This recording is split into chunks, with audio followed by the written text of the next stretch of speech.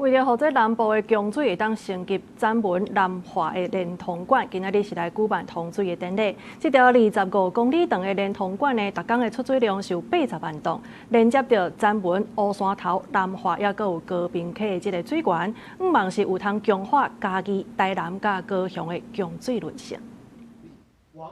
行政院长杜英泰二三来台南展文水库参加展文南华连通港通水典礼，兼宣示南部供水进入串联的新阶段。这个工程对108年推设，总经费133亿，公线长度25公里，逐天的出水量有80万吨，主要甲展文、乌山头、甲南华三个水库串联做伙，甲即卖有的南华高屏因遮的连通港会当接起来。任何一项国家的预算。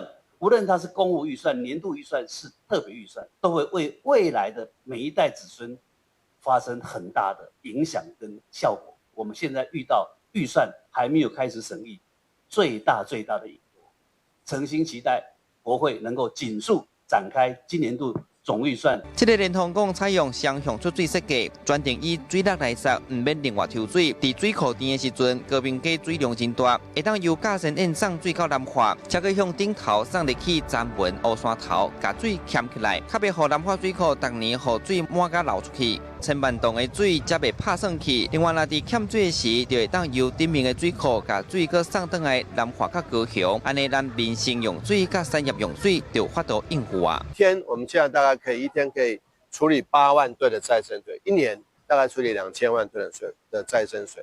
那所以如果我们的连通管能盖好之后，每安省下的水就远远超过这个再生水的制造量。所以对于农业用水、产业用水以及民生用水。 都是最大的保障。2021年南部捌面对百年可旱，嘛显示极端气候的风险。展文南化连通港完成了后，地当欠2000万吨的水量，未来当提升嘉义、台南、高雄整体支援送水的能力。